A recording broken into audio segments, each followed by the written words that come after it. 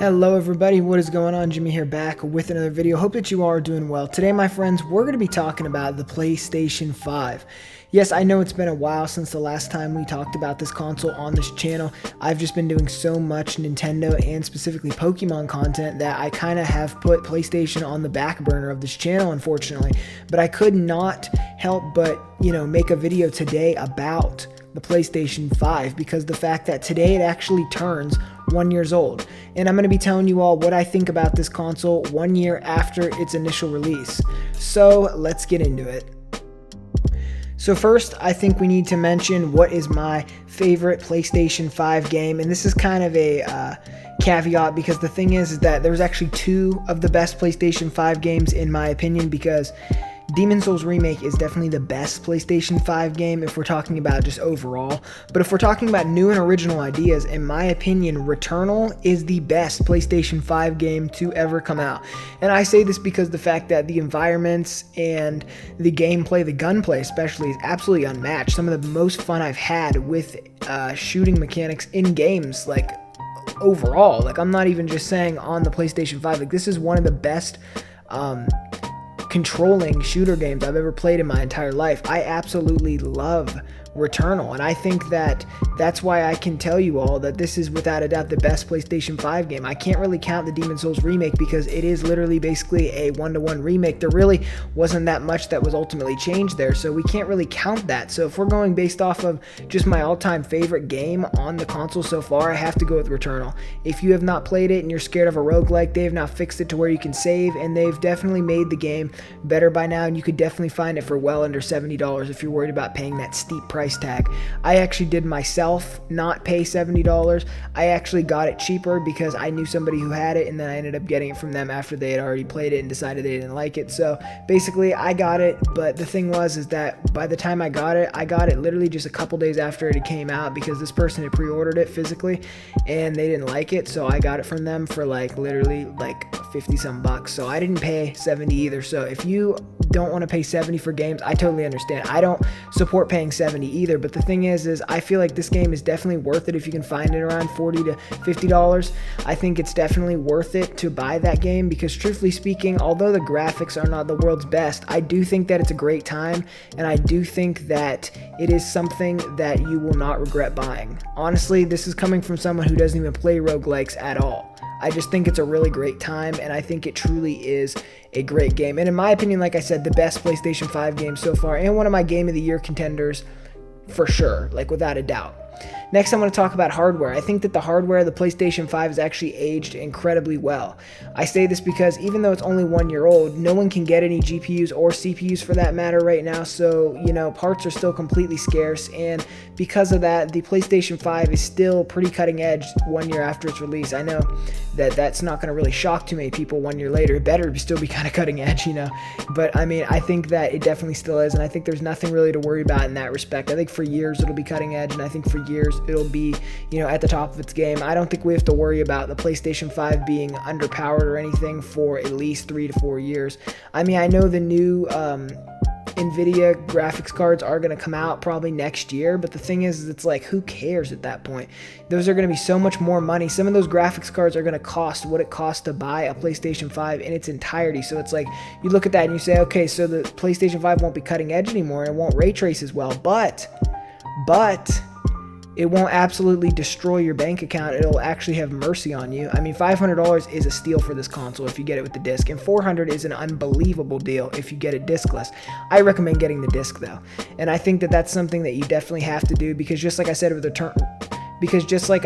Returnal, it's going to be very hard to find a sale on these games. Sony does not really run sales very often. It's very rare for them to. So I think for that matter, you will more than make up for it if you decide to buy the one that actually takes discs, because I think that, you'll be saving well over $100 in the long run. So I think it's something you should bite the bullet on, and I think it's something you should buy if you're interested in this console.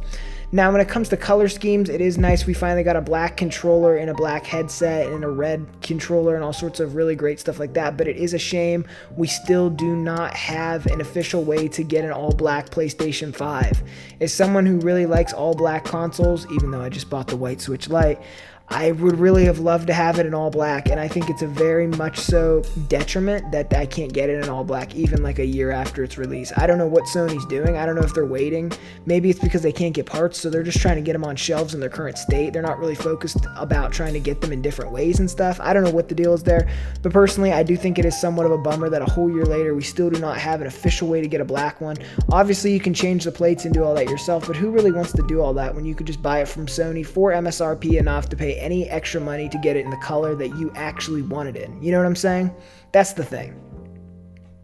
Now, the next thing I want to talk about is the DualSense controller, because I feel like the controller has aged incredibly well as well, even though it's only been 1 year. I think that the controller still holds its own and is still amazing. I think that the Tempest audio continues to impress me. I'm just honestly blown away. Now let's get into some of the negatives here, because I know I dabbled in it earlier with the fact that you can't get the console the color that you want and a couple other things there. But the thing is I feel like some definite detriments, number one, is besides not being able to get the console in the color you want, you still can't even get the console really, which is a definite problem even 1 year later, which is something I don't think anyone saw coming a whole entire year later. I think everyone thought that these problems by now would definitely have been resolved, and it's very disappointing that they have not been resolved a year later. I just seriously think that there's no excuse at this point. We really need more Sony PlayStation 5s on shelves because the demand is there, and it's disappointing to see that people still can't get the console that they actually want. They're settling for other things.